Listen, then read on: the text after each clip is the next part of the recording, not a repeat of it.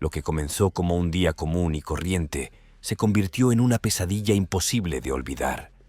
En un abrir y cerrar de ojos, estudiantes y maestros se enfrentaron a lo inimaginable y la muerte acechó cada rincón. ¿Cómo se enfrenta uno a la oscuridad cuando no hay salida? Este es el testimonio de quienes sobrevivieron a los tiroteos más devastadores en escuelas, historias que no solo narran el horror, sino también la valentía, la lucha por la vida y la esperanza en medio del caos. Prepárate para sumergirte en relatos que cambiarán tu visión de la supervivencia. ¿Cómo sobrevivir cuando todo a tu alrededor se derrumba? A veces la vida se detiene en un instante. Todo lo que conocías, todo lo que dabas por sentado, se convierte en polvo mientras el mundo se tiñe de miedo y caos. Para Lance Kirkland, ese momento llegó el 20 de abril de 1999, en lo que parecía ser un día cualquiera en la escuela secundaria Columbine. ¿Quién podría imaginar que aquel mediodía, mientras salía de la cafetería con sus amigos, se transformaría en el inicio de una de las tragedias más recordadas en la historia de los Estados Unidos? Lance tenía apenas 16 años. Ese día, como tantos otros, decidió salir con Danny Rohrbough y Sean Graves, sus mejores amigos, para compartir un cigarrillo antes de volver a clase. La rutina tenía algo de reconfortante: risas, bromas y conversaciones intrascendentes que llenaban los minutos. Pero el destino, o mejor dicho, el odio encarnado, estaba esperando en lo alto de las escaleras. Fue entonces cuando lo escucharon por primera vez. Un sonido seco, distante, que parecía un mal chiste. Fuegos artificiales, pensó Lance al principio, mientras giraba la cabeza para buscar la fuente. Pero lo que vio no tenía nada de festivo. Allí, en lo alto, estaban Eric Harris y Dylan Klebold, armados con escopetas y rifles, sus ojos llenos de rabia mientras apuntaban hacia los estudiantes que se dispersaban en pánico. «Es una broma», se repitió Lance, casi como un mantra. Sin embargo, la broma pronto se convirtió en una pesadilla cuando el primer disparo alcanzó a Danny en la espalda, derribándolo en un instante. Antes de que pudiera reaccionar, Lance sintió un impacto abrasador en su pierna derecha, seguido de otro en la rodilla izquierda. Cayó al suelo, el aire escapando de sus pulmones mientras intentaba procesar lo que acababa de suceder. Pero no hubo tiempo para pensar. A su alrededor, el mundo se desmoronaba. Los gritos de los estudiantes resonaban como ecos en el aire, mezclándose con el estruendo de las armas. Sean intentó correr, pero una bala en la columna vertebral lo dejó paralizado en el acto. Lance, aún consciente, extendió la mano en un gesto desesperado, buscando ayuda, pero lo único que encontró fue el rostro frío de uno de los tiradores. ¿Necesitas ayuda?, preguntó Eric, con una sonrisa que helaba la sangre. Antes de que Lance pudiera responder, la escopeta apuntó directamente a su cara. El quinto disparo lo alcanzó de lleno y la oscuridad lo envolvió por completo. Sin embargo, la tragedia de Lance no terminó ahí. Contra todo pronóstico, sobrevivió. Milagrosamente, el disparo en su rostro no fue letal, aunque le dejó secuelas físicas y emocionales que lo acompañarían de por vida. Más tarde se enteraría de que Danny no había tenido la misma suerte. Murió en la acera, a solo unos metros de él. Sean, por otro lado, quedó paralizado de la cintura para abajo, su vida irreversiblemente alterada. Los paramédicos llegaron después de lo que pareció una eternidad. En total, tuvo que someterse a 35 cirugías para reparar el daño, enfrentándose al dolor físico y al trauma psicológico que marcaron su juventud. La escuela secundaria Columbine nunca volvió a ser la misma. En ese fatídico día, 15 personas perdieron la vida, incluidos los 2 tiradores, y más de 20 resultaron heridas. Sin embargo, más allá de las cifras y los titulares, quedaron las cicatrices invisibles, esas que no se curan con puntos ni terapias. Lance intentó reconstruir su vida, pero no fue fácil. El trauma lo persiguió durante años, llevándolo a la bebida y a decisiones que casi lo destruyen por completo. Pero, de alguna manera, encontró la fuerza para seguir adelante. Para él, cada día era una nueva batalla, un recordatorio de que había sobrevivido a lo impensable y que, por ello, tenía la responsabilidad de vivir. Así terminó el día más oscuro de su vida. El silencio no siempre es tranquilidad. La tragedia de Virginia Tech. Hay momentos en la vida que redefinen el significado del miedo. Para los estudiantes de Virginia Tech, el 16 de abril de 2007 fue uno de esos días. Cuando el amanecer iluminaba el campus, nadie imaginaba que la calma sería reemplazada por gritos, desesperación y una historia marcada en la memoria de Estados Unidos. Seung-Hui Cho, un joven de 23 años, ingresó al dormitorio West Ambler Johnston con intenciones que solo él conocía. A las 7 de la mañana, el primer disparo rompió la tranquilidad, cobrando las vidas de 2 estudiantes que dormían en su habitación. Pero esto no era el final, sino el inicio de un plan meticulosamente diseñado. A las 9 de la mañana, Cho se dirigió a Norris Hall, llevando consigo 2 armas y una mochila repleta de cargadores. Encadenó las puertas desde dentro, bloqueando cualquier intento de escapar. Su objetivo era claro: provocar un daño inimaginable. Dejó una nota amenazante en la entrada, sembrando un pánico que pronto se materializaría en el segundo piso. Christina Anderson estaba en el aula 206 cuando todo comenzó. Describe cómo, en cuestión de segundos, el ruido de los disparos llenó el aire. No hubo tiempo para gritar ni para correr. Todo sucedió tan rápido que solo cerré los ojos y recé para que pasara de largo, recuerda. Cho, implacable, disparaba a sus objetivos sin pausa, alcanzando tanto a estudiantes como al profesor de la clase. 10 estudiantes y el docente cayeron en ese aula. Otro sobreviviente, Ivery Haynes, recuerda cómo la escena se tornó irreal.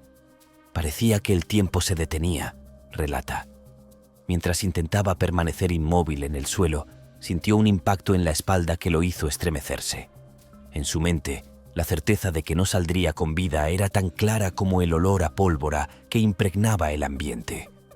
Las horas siguientes se convirtieron en un infierno. Cho continuó su recorrido, entrando en varias aulas, disparando sin detenerse. En una de ellas, Jocelyn Couture Nowak, profesora de francés, intentó proteger a sus alumnos, pero también perdió la vida. En total, Cho cobró la vida de 32 personas antes de quitarse la suya cuando escuchó a la policía acercándose. Pero no fue solo el número de víctimas lo que impactó, sino la frialdad con la que actuó. Antes del ataque, Cho había enviado un paquete a una importante cadena de noticias que contenía grabaciones y escritos en los que explicaba sus motivaciones. En ellos se refería a sí mismo como un mártir que buscaba justicia, aunque para el mundo sus actos fueron el reflejo de una mente profundamente atormentada. Un aula convertida en escenario de horror, la tragedia de Umpqua Community College. ¿Cómo se enfrenta el miedo cuando no hay salida? Para los estudiantes del Umpqua Community College, el 1 de octubre de 2015, esta pregunta dejó de ser una metáfora para convertirse en su realidad. El día comenzó como cualquier otro. Los pasillos estaban llenos de estudiantes, las aulas resonaban con las voces de los profesores y la vida transcurría con aparente normalidad. Pero detrás de esta rutina, un hombre planeaba cambiarlo todo. Chris Harper Mercer, un joven de 26 años, llegó al campus con una idea perturbadora en mente. Cargado con armas y municiones, se dirigió al aula donde se impartía una clase de oratoria. Lo que ocurrió después quedó grabado en las mentes de quienes tuvieron la desgracia de estar allí. Harper Mercer entró de manera abrupta. Su presencia marcó un antes y un después. Los estudiantes apenas tuvieron tiempo de procesar lo que estaba ocurriendo antes de escuchar el primer disparo. La primera víctima fue el profesor, un hombre respetado y querido por sus alumnos. Sin piedad, Harper Mercer lo atacó a quemarropa, mientras el aula se sumía en un pánico absoluto.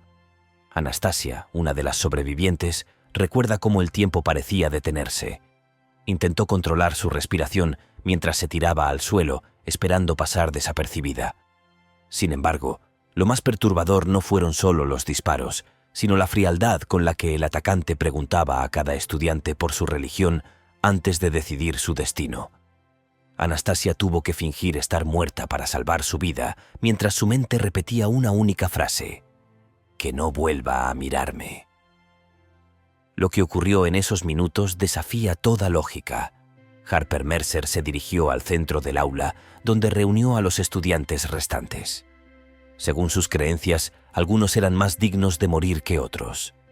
Los disparos continuaron, uno tras otro, mientras los gritos llenaban el aire.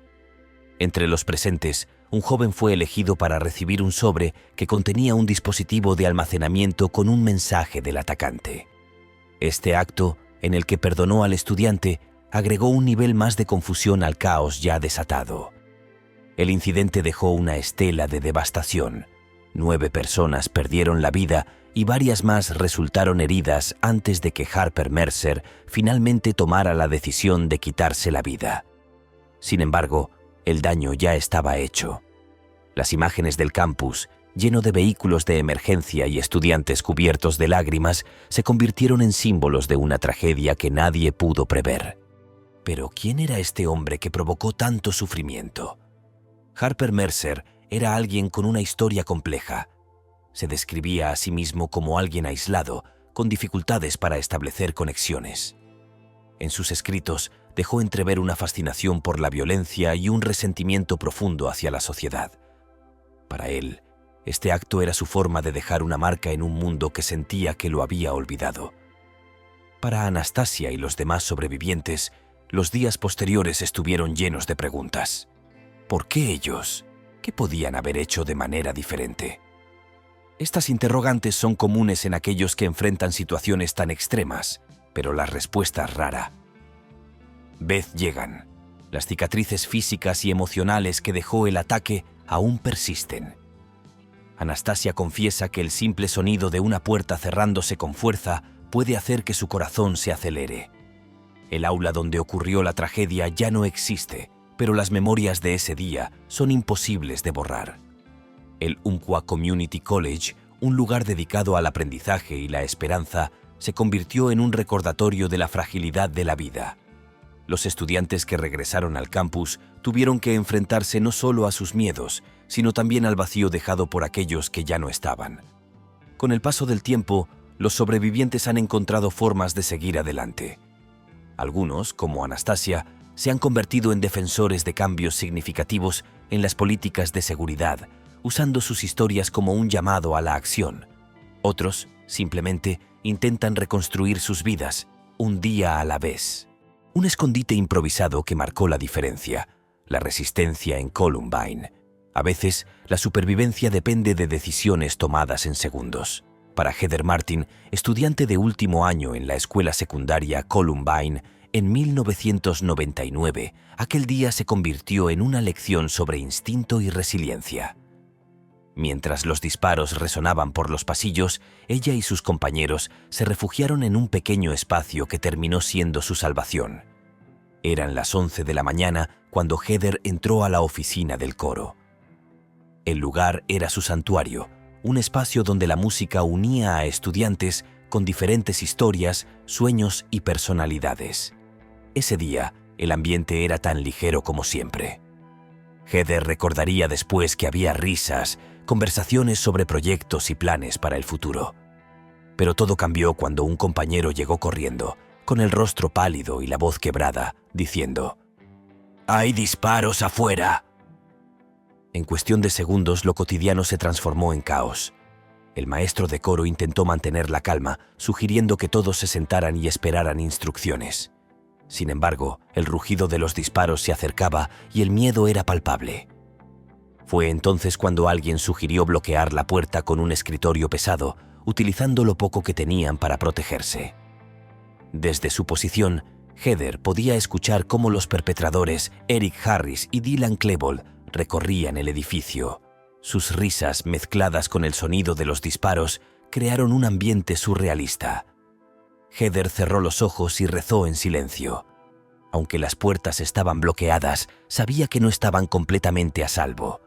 Cerca de su escondite estaba la biblioteca, donde Harris y Klebold desataron una violencia indescriptible. Heather no podía ver lo que sucedía allí, pero podía escuchar los gritos, los pasos y el estruendo de muebles cayendo al suelo. Más tarde, supo que en esa biblioteca al menos 12 estudiantes perdieron la vida. Entre ellos estaba Cassie Bernal, cuyo nombre se convertiría en un símbolo de valentía. La oficina del coro permaneció intacta, pero el miedo dentro era tan palpable como el sonido de las balas fuera. Cada minuto que pasaba se sentía como una eternidad. Heather intentaba controlar su respiración, pero no podía evitar imaginar qué sucedería si los agresores lograban derribar la puerta. Cuando finalmente se escucharon las sirenas de la policía, una sensación de alivio llenó el espacio, aunque el peligro no había pasado del todo. Heather y sus compañeros permanecieron escondidos hasta que un oficial confirmó que era seguro salir. En ese momento, al abrir la puerta, lo que encontraron fue una escena que nunca podrían olvidar. Los pasillos, una vez llenos de estudiantes riendo y charlando, ahora estaban desolados. Había mochilas abandonadas, libros esparcidos por el suelo y, en algunos lugares, rastros de sangre que contaban la historia de lo ocurrido. Heather recuerda haber sentido un nudo en el estómago mientras caminaba hacia la salida, intentando no mirar a los lados. La experiencia dejó cicatrices profundas. Heather desarrolló un trastorno de ansiedad que la acompañaría durante años. En las noches siguientes al ataque, cada ruido la hacía sobresaltarse y los recuerdos de aquel día parecían no darle tregua. Sin embargo, con el tiempo, encontró maneras de canalizar su dolor en algo constructivo. Hoy, Heather es una defensora activa de cambios en las políticas escolares para prevenir este tipo de tragedias. También se convirtió en maestra, utilizando su historia para inspirar a sus alumnos a valorar cada día y a enfrentar las adversidades con fortaleza. En su mente, la oficina del coro sigue siendo un recordatorio de la importancia de la unidad y la determinación. Aunque Columbine quedó marcada por la tragedia, para Heather también representa un símbolo de resistencia. La oficina del coro, el lugar que una vez fue su refugio, ahora es un espacio que muchos recuerdan con respeto, como un testimonio de lo que puede lograrse cuando las personas se unen para protegerse mutuamente. Una decisión que salvó vidas: el tiroteo en Parkland. En el 14 de febrero de 2018, un día que debía estar lleno de flores y tarjetas por el Día de los Enamorados, la escuela secundaria Marjorie Stoneman Douglas, en Florida, se convirtió en un lugar de terror y dolor inimaginable. La tranquilidad del día se rompió cuando Nicholas Cruz ingresó armado al campus, transformando un lugar de aprendizaje en un caos absoluto. Todo comenzó a las 2 de la tarde. La escuela seguía con su rutina habitual cuando un estudiante armado entró por una escalera adyacente a los pasillos principales. El silencio del pasillo fue interrumpido por el primer disparo, un eco que reverberó en cada aula. En cuestión de minutos, el caos se desató. Cruz disparó hacia los vidrios de las puertas, hiriendo y acabando con las vidas de varios estudiantes. Alaya Eastman, una de las sobrevivientes, estaba en su salón de clases cuando escuchó los primeros disparos. Describe cómo la confusión inicial dio paso al terror.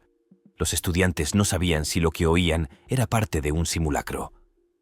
En un intento desesperado por protegerse, Alía y varios de sus compañeros se escondieron debajo de sus escritorios, pero el atacante ya estaba demasiado cerca. Cuando disparó a través de la puerta de vidrio, todos nos tiramos al suelo. El sonido era ensordecedor y no podías distinguir si alguien gritaba o si eran ecos de los disparos, recuerda. Mientras el humo y el olor a pólvora invadían el aula, Alía tomó una decisión que salvaría su vida. Se arrastró hacia un compañero que había sido alcanzado y se cubrió con su cuerpo, fingiendo estar inconsciente. El atacante, sin pausa, continuó disparando en el pasillo. Las alarmas de incendio se activaron, pero esto solo añadió más confusión, ya que los estudiantes no sabían si debían evacuar o permanecer escondidos. Entre tanto ruido y pánico, el aula de Alía quedó aislada del resto de la escuela. A pocos metros, en otro pasillo, un maestro de educación física intentaba guiar a un grupo de estudiantes hacia un lugar seguro. Con valentía, utilizó su cuerpo como escudo humano, logrando salvar a varios jóvenes antes de ser alcanzado. Sus acciones heroicas fueron recordadas por quienes lograron escapar gracias a su sacrificio. Cuando la policía finalmente llegó al lugar, los agentes recorrieron cada pasillo, encontrando escenas desgarradoras. Alía, aún cubierta con la sangre de su compañero, fue llevada a un lugar seguro. Su testimonio se convirtió en uno de los más impactantes al revelar la crudeza de lo ocurrido y la rapidez con la que la tragedia se desarrolló. El tiroteo de Parkland dejó 17 víctimas mortales y otras tantas heridas. Las imágenes del lugar, con casquillos de bala esparcidos en el suelo y mochilas abandonadas, se volvieron virales, mostrando al mundo la magnitud del horror vivido ese día. Cruz, quien intentó escapar mezclándose con los estudiantes que evacuaban, fue capturado poco después en un restaurante cercano. Su juicio se convirtió en uno de los más mediáticos de la historia reciente, con testimonios desgarradores de sobrevivientes y familiares de las víctimas. Para Alia, los días posteriores estuvieron llenos de angustia. Cada vez que cerraba los ojos, volvía a escuchar los disparos y a sentir el peso del cuerpo de su compañero sobre ella. Pero decidió transformar su experiencia en una fuerza para el cambio. Junto a otros sobrevivientes, se convirtió en activista, abogando por medidas de seguridad más estrictas en las escuelas. El legado del tiroteo de Parkland es complejo. Por un lado, dejó una comunidad devastada. Por otro, inspiró un movimiento que busca prevenir tragedias similares. Para quienes estuvieron allí, como Alia, cada día es una nueva oportunidad para recordar y honrar a aquellos que no sobrevivieron. La escuela secundaria. Marjory Stoneman Douglas nunca volvió a ser la misma, pero para Alia, cada paso que da hacia adelante es una forma de demostrar que incluso en los momentos más oscuros, la valentía y la resiliencia pueden prevalecer. El día que la inocencia se perdió en Sandy Hook. No hay palabras que puedan explicar el impacto de lo ocurrido el 14 de diciembre de 2012. Para los estudiantes y maestros de la escuela primaria Sandy Hook, en Connecticut, la jornada comenzó con la rutina habitual de una mañana escolar. Los niños, con apenas 6 o 7 años de vida, se sentaban en sus escritorios listos para aprender, mientras los docentes organizaban las actividades del día. Sin embargo, en cuestión de minutos, la normalidad fue destrozada por un acto que dejó una huella imborrable en el corazón de toda una nación. Adam Lanza, un joven de 20 años con un historial de aislamiento social, ingresó al edificio después de disparar contra las puertas principales de vidrio. Armado con un rifle y varios cargadores, avanzó por los pasillos en dirección a las aulas. El eco de los disparos iniciales se escuchó en todo el edificio, pero pocos comprendieron de inmediato lo que estaba ocurriendo. Emma Arens, una de las maestras, recuerda cómo el ruido de los disparos la paralizó por un instante. «Estábamos leyendo un libro en voz alta cuando escuché lo que pensé que era algo cayendo en la cocina», explicó. Sin embargo, pronto se dio cuenta de la gravedad de la situación cuando las alarmas comenzaron a sonar y los gritos de colegas se hicieron audibles desde los pasillos. Lanza irrumpió en una de las aulas, donde los niños intentaban esconderse bajo sus escritorios. Sin piedad, apuntó su arma hacia los más pequeños, acabando con sus vidas en cuestión de segundos. El ataque dejó 20 niños y 6 adultos sin vida, marcando uno de los eventos más trágicos en la historia reciente de Estados Unidos. Los sobrevivientes describen el horror de aquellos minutos. Algunos niños fueron sacados por las ventanas de las aulas para protegerlos, mientras otros permanecían escondidos en pequeños armarios o detrás de muebles.